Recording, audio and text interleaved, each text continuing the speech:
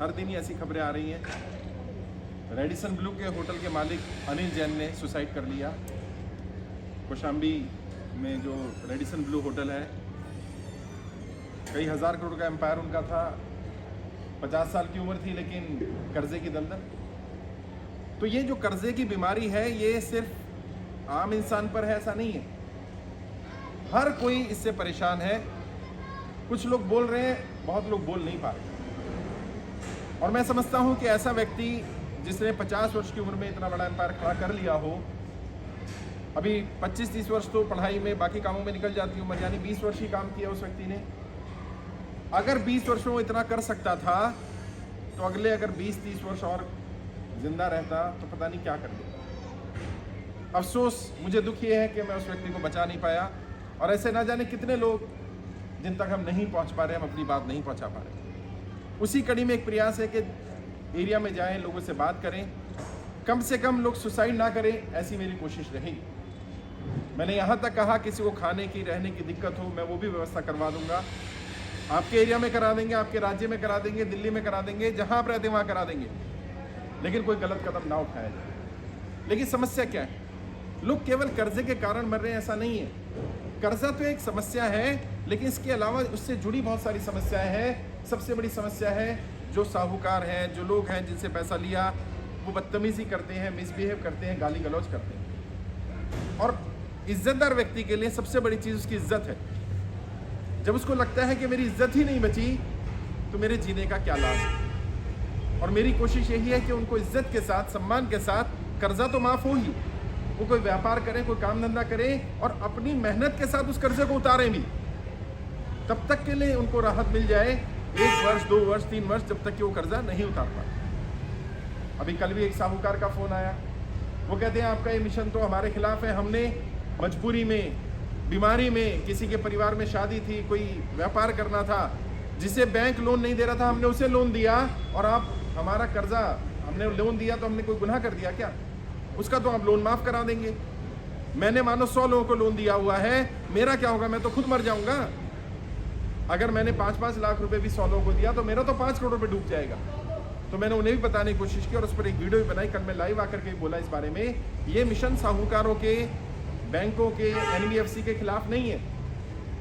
कर्जा माफी का एक सिस्टम होता है। जब सरकार बैंक का, NBFC का, प्राइवेट फाइनेंसर, किसी का भी लोन माफ करेगी, तो लोन माफ होता कैसे? जब सरकार ने किसानों का लोन माफ किया, तो लोन किसानों को नहीं भरना है, लेकिन बैंक को जो पैसा है वो सरकार देगी। ऐसा नहीं है बैंक डूब जाए। पता चला सबका कर्जा माफ हुआ, बैंक ही डूब गया। पता चला सबका कर्जा माफ हुआ, साहूकारी बर्बाद हो गया, उसके परिवार ने सुसाइड कर लिया, तो फिर क्या करेंगे हम? एक को बचाने के लिए एक को मार देंगे, ये भी ठीक नहीं है। और उन लोगों ने मदद की है भाई, जरूरत पर पैसा दिया है, जरूरत पर साथ दिया है। जब बैंक साथ नहीं दे रहा था, जब NBFC ने पैसा नहीं दिया, जब कहीं कोई लोन नहीं मिल रहा था, कोई कोलेक्टर नहीं था हमारे पास रखने के लिए, उस समय उस व्यक्ति ने हमें पैसा दिया, और उसका रिस्क ज़्यादा था, इसलिए उसने ज़्यादा रेट ऑफ इंटरेस्ट भी लिया। लेकिन कुछ साहूकार हैं जो बदतमीजी कर रहे हैं, 10-10, 15-15% का ब्याज लगा रहे हैं, वो स्वीकार नहीं किया जाएगा। जो आपका लेजिटिमेट बनता है, जो आपका अमाउंट बनेगा, सरकार वो पैसा आपका वापस कर देगी, और जो जिस व्यक्ति ने लिया उसका लोन माफ होगा। यही सिस्टम होता है। तो ये मिशन, पहली बात तो किसी के खिलाफ नहीं है, ये सभी के समर्थन का मिशन है।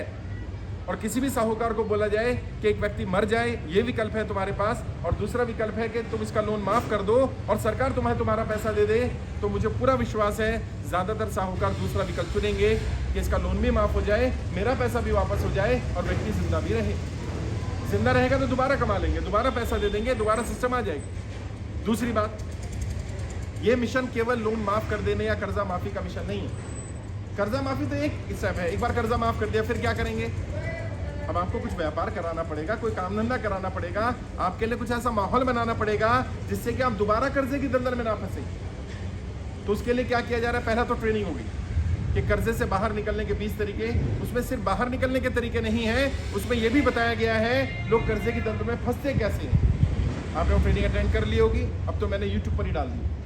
और भी मेरी ट्रेनिंग है अपने बिजनेस में, वर्तमान बिजनेस में ग्रो कैसे करें, नौकरी में तरक्की कैसे करी जाए, कोई बिजनेस नहीं है, आइडिया कैसा ढूंढा जाए, कौन से बिजनेस किया जा सकता है। मेरी ट्रेनिंग होती है बिजनेस करने के 20 से ज़्यादा तरीके, जिसमें कम इन्वेस्टमेंट या बिना इन्वेस्टमेंट के 20 तरीके बताए गए। वो भी ट्रेनिंग मैं उन लोगों को दूंगा जो हमारे इस मिशन में जुड़े हुए हैं, जो कर्जा मुक्ति अभियान में हमारा साथ दे रहे हैं। और साथ देने के लिए क्या मांगा है मैंने, आप खुद फॉर्म भर दो और कम से कम 100 लोगों के फॉर्म भरवा दो। क्योंकि अगर अभी आज की डेट की बात करूँ, लेटेस्ट अभी मैंने पोस्ट भी डाला है, 1,25,000 से ज़्यादा लोग हमारे साथ जुड़ गए। अगर ये 1.25 लाख लोग तय कर लें कि अगला एक दिन, सिर्फ एक दिन सुबह से शाम तक एरिया में घूमेंगे और जिन लोगों पर कर्जा होगा उनसे बात करके फॉर्म भरवाएंगे ऑनलाइन, एक दिन में ही एक व्यक्ति 100 फॉर्म भरवा सकता है। क्योंकि अगर आप 100 लोगों से मिलोगे तो कम से कम 90 के ऊपर कर्जा है, और 90 में से 80-85 ऐसे हैं जो आज कर्जा चुका पाने की स्थिति में नहीं है, बता नहीं रहे किसी को। अगर एक दिन में आपने 200, 250, 300 लोगों से मिल लिए, आप 100 फॉर्म भरवा दोगे और यकीन मानिए कल ही, अगले दिन ही हमारे पास 1 करोड़ डाटा हो जाएगा। और 1 करोड़ नंबर बहुत बड़ा होता है। मैं आपको अपने अनुभव, 16 साल के राजनीतिक अनुभव से बता रहा हूं, राजनेताओं की नब्ज ही ये है। वो अभी हमारी बात नहीं सुन रहे हैं। आज इतना बड़ा हादसा हो गया, जब बड़े बड़े लोग मरने लगेंगे जिनके ऊपर 1,000, 2,000 करोड़ का कर्जा होगा, तब शायद इनकी आंख खुलेगी कि समस्या कितनी गंभीर है। सच में समस्या बहुत ज्यादा गंभीर है और हर दिन गंभीर हो रही है। हर दिन ना जाने कितने लोग सुसाइड कर रहे हैं। अभी जो चौथा लेटर हमने वित्त मंत्रालय को भेजा, उसमें मैंने ये बात लिखी कि एक एक दिन अगर जो बीत रहा है, हम ना जाने कितने लोगों का जीवन खो रहे हैं, कितने लोगों को हम बचा सकते हैं, जितना जल्दी सरकार इस पर निर्णय ले ले। वैसे हमारे लेटर का असर भी हो रहा है। आरबीआई ने एक लिंक जारी किया है, 24x7 कंप्लेंट लिंक है वो। हमने मांग की थी 24x7 मोबाइल नंबर दे दिया जाए, जिससे कोई सुसाइड करने जा रहा है, किसी को कोई धमकी दे रहा है, बदतमीजी कर रहा है, वो तुरंत उस पर फ़ोन कर ले। फ़ोन नंबर तो नहीं जारी किया गया, लेकिन एक लिंक जारी किया गया। दोबारा एक लेटर भेजा जा रहा है कि भैया लिंक जो है गाँव में नहीं चलता है, हमें फ़ोन नंबर चाहिए। 24x7 सरकार ही काम कर सकती है, और अगर सरकार नहीं करेगी, मैं आपसे वादा कर रहा हूँ, मैं जल्दी एक हेल्पलाइन नंबर जारी करूंगा। किसी को कोई भी धमकी दे रहा है, बदतमीजी कर रहा है, मिसबिहेव कर रहा है, मेरी टीम जो भी हो पाएगा लीगल एक्शन लेगी उसके खिलाफ। आपको टॉर्चर करने का अधिकार किसी को नहीं है, ना साहूकार को है, ना बैंक को है, ना एनबीएफसी को है, ना रिकवरी एजेंट को है। लेकिन ये लड़ाई बहुत बड़ी है। पहले दिन से मैं बोल रहा हूँ, ये कोई आम लड़ाई नहीं है। भारत में आज तक ऐसा कभी नहीं हुआ है, और जब ये होगा तब ये ऐतिहासिक होगा। लेकिन जब साधारण परिस्थितियां होती हैं तो साधारण निर्णय लेने पड़ते हैं, असाधारण परिस्थितियों में निर्णय भी असाधारण लेने पड़ते हैं। कोरोना भी आज तक नहीं आया था, असाधारण था। इतनी बुरी भयंकर मंदी कभी नहीं हुई। हर घर में व्यक्ति परेशान है। और कई लोग कह रहे हैं कर्जा मुक्ति अभियान ने कुछ किया कि नहीं किया। एक काम कर दिया, कम से कम लोगों को ये पता चल गया कि मैं अकेला परेशान नहीं हूँ, बहुत सारे लोग परेशान हैं। उससे पहले तो घुट रहा था इंसान कि यार मैं अकेला परेशान हूँ, मेरी गलती है, इसके लिए मैं जिम्मेदार हूँ। अब पता चला नहीं, तुम जिम्मेदार नहीं हो, सरकार की गलत नीतियाँ जिम्मेदार है। नोटबंदी से कुछ लोग परेशान हुए, फिर भी झेल गए। जीएसटी लगाया गया, कई कंपनियां बंद हो गई, नौकरियां छूट गई, झेल गए लोग। लेकिन ये जो लॉकडाउन था, इससे नहीं उबर पा रहे लोग। अभी आज जो मैंने बताया रेडिसन ब्लू के मालिक का, उसने भी वही कोविड के समय पर, क्योंकि इतना बड़ा एम्पायर था, होटल बंद कर दिए गए, सब कुछ बंद हो गया, लेकिन स्टाफ को तो रखना था, बिल्डिंग को तो मेंटेन करना था। उसकी मेंटेनेंस कॉस्ट ही इतनी थी कि उसको पैसा लेना पड़ा, उधार लेना पड़ा, और जब दबाव ज़्यादा होने लगा वो नहीं झेल पाया। भाई इंसान ही तो है, चाहे वो 100 करोड़ का मालिक हो, 1000 करोड़ का हो या 10,000 करोड़ का, है तो इंसान ही ना। और इंसान का एक लिमिट है दबाव झेलने की। सरकार को इस पर जल्दी से जल्दी संज्ञान लेना पड़ेगा। हमें भी अपनी जिम्मेदारी निभानी पड़ेगी। God help those who help themselves. भगवान भी उनकी मदद करेंगे जो खुद अपनी मदद करेगा, और आप अपनी मदद सिर्फ इतनी कर सकते हैं कि आप खुद फॉर्म भरें और 100 लोगों से फॉर्म भरवा दें। कोई चार्ज नहीं है, पूरी तरह से निःशुल्क है। अगर कोई किसी तरह से पैसा मांगता है, तुरंत उसकी पुलिस कंप्लेंट करिए। हम सब लोग जितनी भी टीम के मेंबर हैं, जितने लोग फोन अटेंड कर रहे हैं, बैकएंड पर काम कर रहे हैं, कोई 1 रुपया नहीं ले रहा साहब। अपना समय, अपना संसाधन सिर्फ इसलिए लगा रहे हैं कि देश की जनता की मदद हो जाए। कई लोग कह रहे हैं आप राजनीति कर रहे हो, तो मैंने पहले भी कहा था, अगर ये राजनीतिक मुद्दा है तो मुझे राजनीति करनी पड़ेगी। और अच्छा है, मैं जाति पर राजनीति नहीं कर रहा, मैं धर्म पर राजनीति नहीं कर रहा, मैं किसी को बांटने की राजनीति नहीं कर रहा, मैं तो लोगों के समस्या के समाधान की राजनीति कर रहा हूँ। और फिर भी अगर सरकार को लगता है मैं यहाँ राजनीति कर रहा हूँ, तो मैं सरकार को समाधान बताता हूँ, मेरी राजनीति समाप्त कर दो। मैं पॉलिटिकल ट्रेनर हूँ, मैं जानता हूँ राजनीति होती है मुद्दों के आधार पर। मुद्दा समाप्त, राजनीति समाप्त। अगर सरकार चाहती है मैं इस मुद्दे पर राजनीति ना करूं, मैं देश की जनता को संगठित ना करूं, तो मेरी राजनीति समाप्त करने का एक ही मार्ग उनके पास है, इनका कर्जा माफ कर दो। और तुम्हारा कर्जा माफ हो जाएगा, तुम भी यहाँ से चले जाओगे, मैं भी चला जाऊंगा, राजनीति खत्म। अच्छा, जब तक नहीं करेंगे तुम भी यहाँ बैठे रहोगे, मैं भी बैठा रहूंगा, और मैं बैठा रहूंगा, तुम बैठे रहोगे, तो और भी आ जाएंगे, अड़ोसी पड़ोसी भी आ जाएंगे, ये संख्या बढ़ेगी। जिस दिन हम जंतर मंतर पर मिले थे, आप में से कई साथी शायद वहाँ पहुंचे होंगे, उस दिन हमारे पास 78,000 लोगों का डाटा था। और कितने दिन हुए हैं? 7 नवंबर की बात है साहब, 13 दिन हुए हैं। आज 1,25,000 है हम। ये संख्या बहुत स्पीड से बढ़ रही है। और जिस दिन आप लोगों ने तय कर लिया कि मुझे 100 लोगों के फॉर्म भरवाने हैं, और ये सारे 1,25,000 लोग तय कर लें, भाई साहब अगले दिन होगा 1 करोड़ डाटा हमारे पास। और 1 करोड़ नंबर कहने के लिए बहुत छोटा नंबर है, लेकिन 1 करोड़ ही होता है साहब, चाहे वो रुपयों में हो 1 करोड़ या लोगों में हो 1 करोड़। सरकार पर दबाव पड़ेगा, पड़ रहा है, भले ही सरकार रिएक्ट नहीं कर रही है, पीछे पीछे काम कर रहे हैं। हमारे लेटर पर लिख कर भेज रहे हैं, फाइनेंशियल सेक्रेटरी को लेटर भेजो, आरबीआई को लेटर भेजो, हमें नहीं बोल रहे। कोई बात नहीं, हमें इससे भी फर्क नहीं पड़ता। मेरा नाम ना ले कोई बात नहीं है, मेरी टीम का नाम ना ले कोई बात नहीं है, कर्जा माफ हो जाए। और अभी सुनने में आया है कि आरबीआई ने सभी को मैसेज भेजने शुरू कर दिए हैं कि भाई आपको कोई शिकायत है एनबीएफसी से, बैंक से, तो आप इस लिंक पर जा करके अपनी कंप्लेंट रजिस्टर कराओ। आप सब वहाँ कंप्लेंट रजिस्टर जरूर कराएं, जो भी समस्या लिखे उसमें, और उसमें एक कंप्लेंट नंबर भी मिलेगा आपको, और कम से कम आपको ट्रैक करने का एक लिंक मिल जाएगा कि मेरी कंप्लेंट पर एक्शन हुआ कि नहीं हुआ, ताकि जब वित्त मंत्रालय बुलाएगा तो वो सबसे पहला सवाल यही पूछेगा, आपने कंप्लेंट करी थी आरबीआई में? नहीं करी थी, तो आप दिखा पाओगे इस डेट को करी थी, अभी तक कोई सुनवाई नहीं हुई।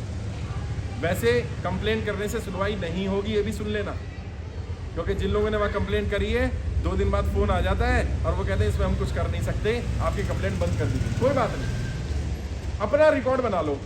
क्या कर रहे हैं हम, मैं क्या कर रहा हूँ, आप क्या कर रहे हो?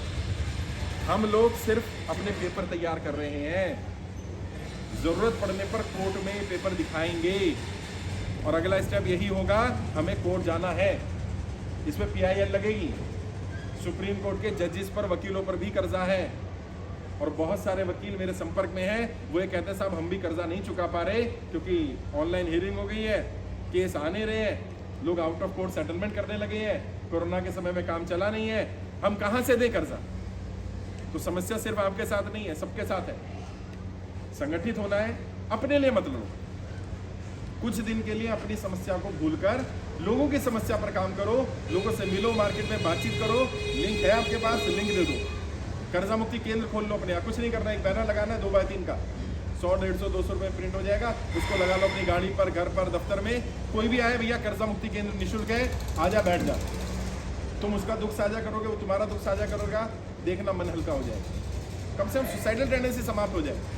अभी क्या हो रहा था, बोल ही नहीं रहा था बंदा। अच्छा, घर में बीवी बच्चों से बोल नहीं सकता, पता ही नहीं है उनको, रिश्तेदारों को बता नहीं सकता, काम धंधा है नहीं, घर से निकल नहीं रहा, तो डिप्रेशन नहीं आएगा तो क्या आएगा यार? घर से निकलो, ये समय डरने का नहीं है, ये समय हालातों से लड़ने का है, संगठित होने का समय है। अकेले अकेले लड़ाई नहीं लड़ पाओगे, अकेले अकेले लड़ाई अधूरी रह जाएगी। अगर आप अपने लिए, अपना कर्जा माफी के लिए प्रयास करोगे, शायद आपका कर्जा माफ नहीं होगा, लेकिन अगर आप, हम सब लोग एक दूसरे की बात करेंगे तो सबका माफ होगा। बाकी आज आप सब लोग आए हो, सबसे इंडिविजुअली टीम मिलेगी, बात करेगी, और संजय जी मैं आपको जिम्मेदारी दे रहा हूँ, एक एक व्यक्ति की समस्या सुननी है आपने, जो समाधान कर सकते हैं समाधान करना चाहिए। आपको कोई लीगल हेल्प चाहिए, किसी तरह की हेल्प चाहिए, संजय जी आपकी मदद करेंगे। और जब भी आप इधर आए, आप इनसे मिलें, फ़ोन करके बात कर लें, आप इनके एरिया में जाओ, इनकी मदद करो, इनके अड़ोस पड़ोस में बात करो, इन्हें कोई धमकी दे रहा है, ये आपके साथ खड़े होंगे, और संजय जी खड़े हैं, समझ लेना मैं खड़ा हूँ।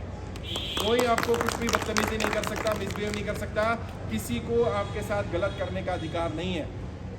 और मैं बार बार कह रहा हूँ, बस अपने आप को मजबूत रखिए, लड़ाई लंबी लड़ी जाएगी, ये लड़ाई आसान नहीं है। पहले दिन से पता था मुझे ये लड़ाई आसान नहीं है, मैंने बार बार कहा है। जिस दिन ये मिशन शुरू किया 4 महीने पहले, तब भी मुझे पता था, उस दिन ही मैंने बताया था ये पॉलिटिकल मूवमेंट होने वाला है, ये लड़ाई आसान नहीं है। सरकारें ऐसे नहीं सुनती हैं, सरकारें तो जब लाखों किसान आकर के बैठ गए, 1 साल बैठे रहे, तब जाकर के सरकार ने उनकी बात सुनी। तो हम 1 लाख लोग ऑनलाइन जुड़ करके सरकार सोचे कि हम सोचे सरकार पे दबाव बनाने, नहीं दबाव बना पाए। 1 करोड़ लोग चाहिए, और 1 करोड़ लोग ग्राउंड पर चाहिए, और ग्राउंड पर तब होंगे जब हर व्यक्ति 100 लोगों को जोड़ेगा। 100 लोगों को जोड़ो। कई लोग कह रहे हैं लीडर बनना है, आपके साथ आपकी टीम में आना है, आ जाओ, कोई पैसा नहीं है, कोई चार्ज नहीं है। 1000 फॉर्म जोड़ो, आपको विधानसभा का इंचार्ज बना देंगे, उस विधानसभा में कर्जा मुक्ति इंचार्ज आप होंगे। अगर आप 10,000 लोगों को जोड़ोगे, 10,000 फॉर्म जोड़ लो अपने साथ, कर्जा मुक्ति अभियान के फ्री ऑफ कॉस्ट वाले आपको लोकसभा का इंचार्ज बनाएंगे, जैसे लोकसभा के इंचार्ज हैं आप। मुझे क्या करना है, मुझे आप लोग काम करो यार। और स्ट्रक्चर क्यों बना रहा हूँ मैं? क्योंकि जब हमें संगठित होना होगा, ग्राउंड पर बुलाना होगा, तो मेरे पास बहुत सारे सैनिक होने चाहिए, बहुत सारे लीडर होने चाहिए जो उन्हें संभाल पाए। मेरी टारगेट ये है कि जल्दी से जल्दी दिसंबर 2022 तक 1 करोड़ फॉर्म हम भरवा दें। कल चंडीगढ़ में भी कार्यक्रम किया, आपने देखा होगा, एक छोटा सा माइक लेकर के लोग घूमते हैं और वहीं 200-250 लोग आगे इकट्ठे होकर लोगों ने फॉर्म भी लिया, लिंक भी लिया, नंबर भी लिया और फॉर्म भी भर रहे हैं। अभी ईस्ट दिल्ली में आनंद गुप्ता जी हमारे लीडर हैं, वो लक्ष्मी नगर मार्केट में लेकर चले गए। 200-250-300 रुपये का वो माइक आता है, उसमें लगाया, मेरी वॉइस में मैसेज था कि भैया कर्जा हो गया तो कोई गलत कदम मत उठाओ, कर्जा मुक्ति अभियान निःशुल्क है, उसमें फॉर्म भर दो।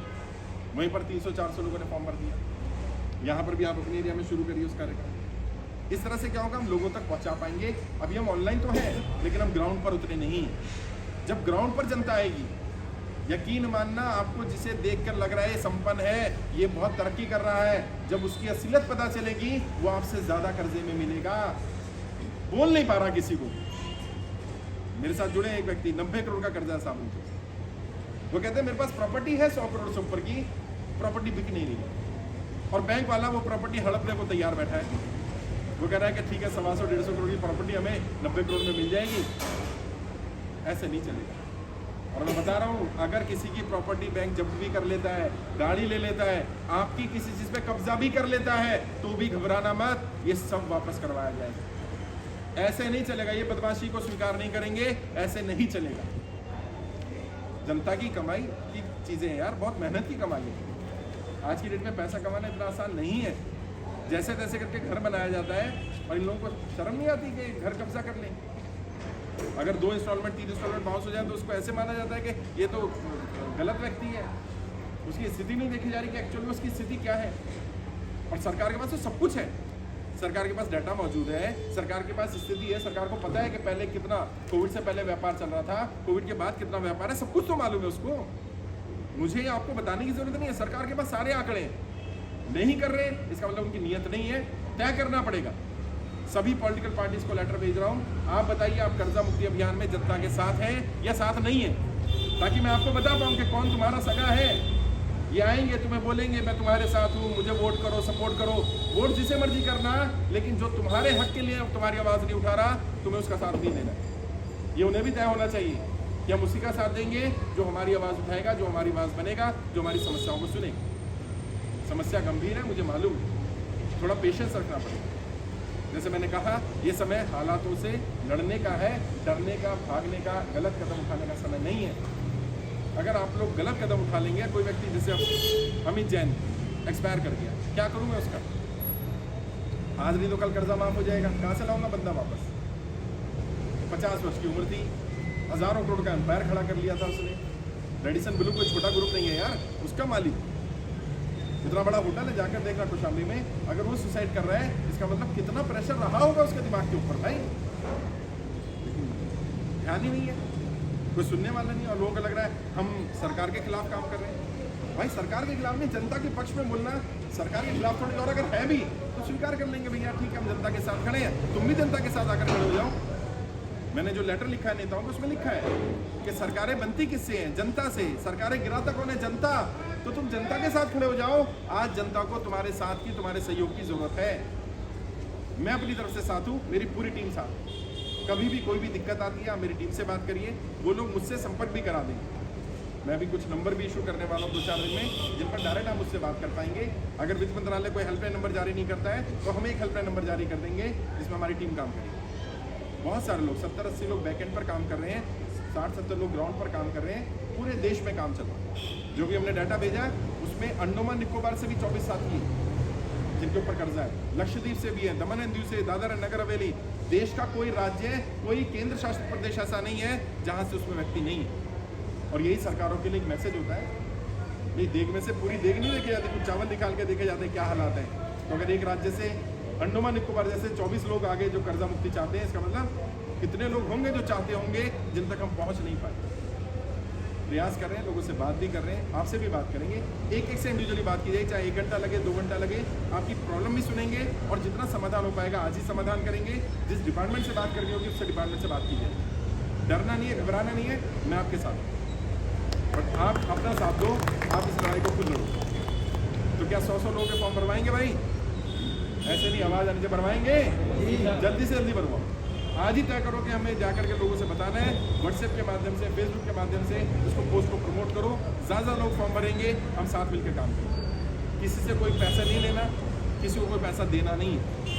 कोई पैसा मांगता हो, कर्जा मुक्ति अभियान के नाम पर कुछ भी बोलता हो, तुरंत उसकी पुलिस कंप्लेंट कर दो। ये नहीं चलेगा कि एक व्यक्ति परेशान है उसकी और परेशानी बढ़ाई जाए। और जो लोग इस तरह का काम कर रहे हैं उन्हें भी कहना चाहता हूँ, कम से कम इंसानियत के नाते ऐसे लोगों को परेशान मत करो जो कर्जे की दलदल में फंसे हुए हैं, उनसे पैसा मत लो यार, और तरीके कमा लीजिए, कम से इन्हें परेशान मत करो। फॉर्म भरने के नाम पर 10-10 रुपये ले जा रहे हैं, कई व्यक्ति 100 रुपये ले रहा है जी, मैं फॉर्म भरूंगा तब जब 100 रुपये। क्या तरीका है यार? किसी को ईमेल आईडी नहीं आती है तो ईमेल आईडी बनाने के 50 रुपये ले, कितना दिल दुखेगा उस आदमी। और जब कहता है ना गरीब के पास कुछ नहीं है लेकिन गरीब का बद्दुआ है, जब दिल रोएगा और बद्दुआ निकलेगी ना साहब, आप मानो ना मानो, मैं मानता हूँ इस बात को कि आपके दिल की आवाज़ जो होती है वो उस परमपिता परमात्मा, उस खुदा, उस भगवान, उस वाहिगुरु उस अल्लाह तक पहुँचती है और उसका असर होता है। बड़े बड़े राजाओं को, बड़े बड़े सत्ताधीशों को गिरते देखा है। क्यों? क्योंकि लोगों की हाय लग गई। सरकार में बैठे लोग भी सुन लें कि जनता की हाय लगेगी अगर ऐसा करेंगे, क्योंकि जो व्यक्ति मर गया, जिसके बच्चे अनाथ हो गए, वो अच्छा नहीं बोलने वाला। उन्हें तो पता है, कोई बोले ना बोले, व्यापारी भले ही डर के चुप बैठा है, लेकिन पता तो है उसको स्थिति कि सरकार के आने से पहले स्थिति क्या थी और अभी स्थिति क्या है, उसको मालूम है सब बात। बोल लेना वो अलग बात है, वो धर्म जाति का नशा है, कभी तो उतरेगा, जिस दिन उतरेगा उस दिन पता चलेगा कि कितना बड़ा नुकसान कर दिया। लेकिन हम किसी के खिलाफ नहीं, ना हम भेदभाव करते हैं, ना भेदभाव सहते हैं, सबका साथ, सबके साथ खड़े होंगे, सबकी मदद करेंगे, सबको जितना हो पाएगा अपनी तरफ से धन मन धन से साथ देंगे। जैसे मैंने कहा अलग अलग कार्यक्रमों में जाना है, तो मैं अपनी बात यहीं समाप्त करता हूँ। आप लोगों से मुलाकात करेंगे, उन्होंने छोटा सा केंद्र का ओपनिंग भी करनी है, वो भी ओपनिंग करेंगे हम लोग। तो मिलते हैं आप सबसे, मैं भी बातचीत करूँगा और अभी संजय जी आप सबसे मुलाकात करेंगे, आपकी टीम सबसे मिलेगी और आप सबके घर भी जाइए और इन्हें भी बुलाइए अपने। ठीक है जी, बहुत बहुत शुक्रिया।